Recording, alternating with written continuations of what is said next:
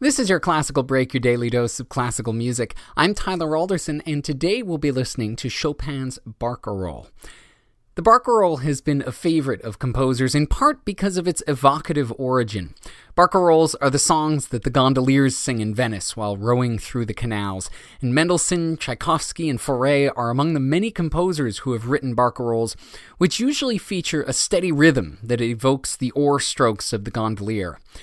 While Chopin himself never visited Venice, he certainly would have heard Venetian music in general, and barcarolles in particular, and in true Chopin style, he takes a popular, somewhat cliched form of piano music and makes it his own, turning it into a remarkable display of technique and musicality. This piece was a favorite of Chopin's, and he even played it at the final concert that he gave before his death.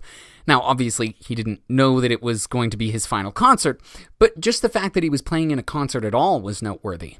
He only gave about 30 formal concerts in his lifetime, and was never very keen to do another one.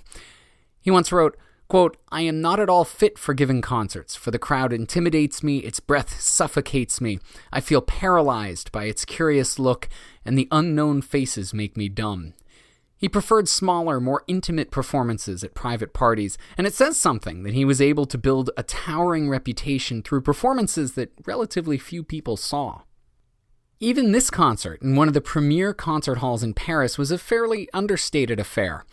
Chopin didn't want any advanced publicity, limited the audience to far below the hall's capacity, and ended up mainly playing to friends and fellow musicians.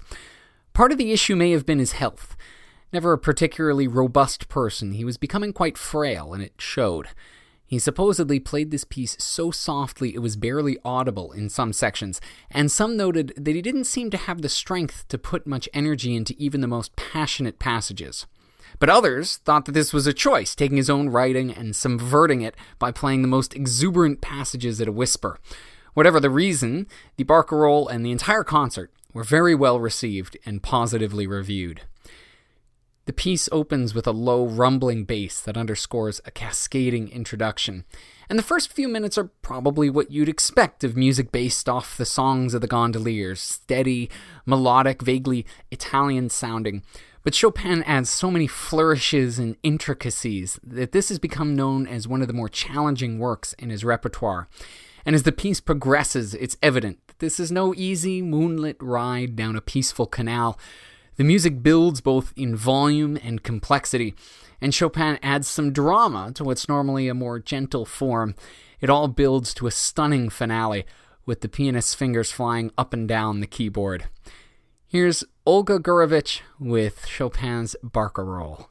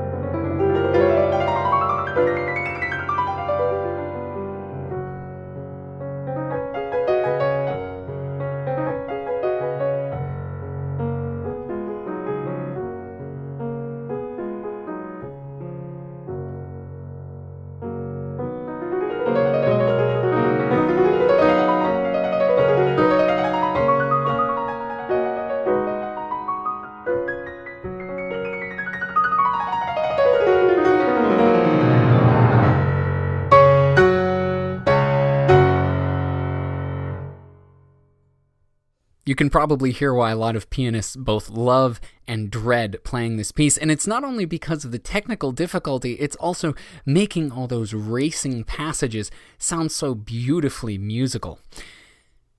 Thanks to Olga Gurevich for putting that up on musopen.org, and thank you for listening. If you have the chance, please rate and review this podcast wherever it is that you're getting it. I'm Tyler Alderson, and tomorrow for your classical break, we'll be listening to Ravel's Second Violin Sonata. I'll see you then.